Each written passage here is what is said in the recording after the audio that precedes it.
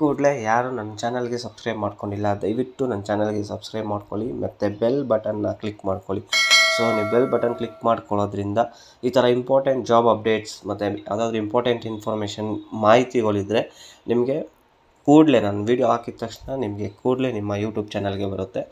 So ಇವತ್ತು ಏನಪ್ಪ ಅಂದರೆ ಕರ್ನಾಟಕ ಪೊಲೀಸ್ ರಿಕ್ರೂಟ್ಮೆಂಟ್ 2026 ಏನಿದೆ, ಕರ್ನಾಟಕ ರಾಜ್ಯ ಪೊಲೀಸ್ ಮತ್ತು ಕರ್ನಾಟಕ ಪರೀಕ್ಷಾ ಪ್ರಾಧಿಕಾರ 3991 ಸಿವಿಲ್ ಪೊಲೀಸ್ ಕಾನ್ಸ್ಟೇಬಲ್ ಹುದ್ದೆಗಳಿಗೆ ನೇಮಕಾತಿ ಮಾಡ್ಕೊಳ್ತಿದ್ದಾರೆ ಫ್ರೆಂಡ್ಸ್. ಸೊ ಆನ್ಲೈನ್ ಅರ್ಜಿ ಪ್ರಕ್ರಿಯೆ ಬಂದುಬಿಟ್ಟು ಈಗ ಆಲ್ರೆಡಿ ಸ್ಟಾರ್ಟ್ ಆಗಿದೆ.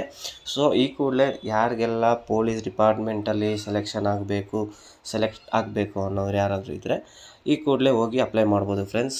ಅದಕ್ಕೆ ವೆಬ್ಸೈಟು ಸೈಬರಲ್ಲಿ ನಿಮಗಿರುತ್ತೆ.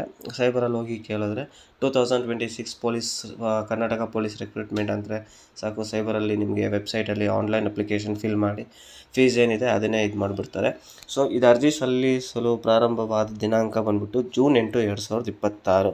ಕೊನೆಯ ದಿನಾಂಕ ಬಂದುಬಿಟ್ಟು ಫ್ರೆಂಡ್ಸ್ ಜುಲೈ 3, 2026. ಸೊ ಅದಕ್ಕೆ ಫ್ರೆಂಡ್ಸ್ ಯಾರ್ಯಾರೆಲ್ಲ ಬೇಗ ಹೋಗಿ ಅಪ್ಲಿಕೇಶನ್ ಫಿಲ್ ಮಾಡ್ಕೊಳ್ಳಿ ಫ್ರೆಂಡ್ಸ್. ಇದಕ್ಕೆ ಶುಲ್ಕ ಬಂದುಬಿಟ್ಟು ಅದು ಶುಲ್ಕ ಫೀಸ್ ಬಂದುಬಿಟ್ಟು ಲಾಸ್ಟ್ ಡೇಟ್ ಬಂದುಬಿಟ್ಟು ಜುಲೈ 4 ಇದೆ ಫ್ರೆಂಡ್ಸ್. ಮತ್ತು writing exam August 2026. So writing exams ಇರುತ್ತೆ. ಯಾರೆಲ್ಲ ಸೆಲೆಕ್ಷನ್ ಆಗ್ತೀರಾ ಅದೆಲ್ಲ ರೈಟಿಂಗ್ ಎಕ್ಸಾಮ್ಸ್ ಕೊಡಬೇಕಾಗತ್ತೆ. ಸೊ ಇದು ಬಂದುಬಿಟ್ಟು ನೀವು ಇದ್ರದ್ದು ಎಜುಕೇಷನ್ ಏನಿರಬೇಕು ಅಂದರೆ ಇದಕ್ಕೆ 12th ಪಾಸ್ ಆಗಿರಬೇಕು ಫ್ರೆಂಡ್ಸ್. SSLC 10ನೇ ತರಗತಿಯಲ್ಲಿ ದ್ವಿತೀಯ ಭಾಷೆಯಾಗಿ ಕನ್ನಡ ಪ್ರಥಮ ಅಥವಾ ದ್ವಿತೀಯ ಭಾಷೆಯಾಗಿ ಅಧ್ಯಯನ ಮಾಡಿರಬೇಕು ಫ್ರೆಂಡ್ಸ್.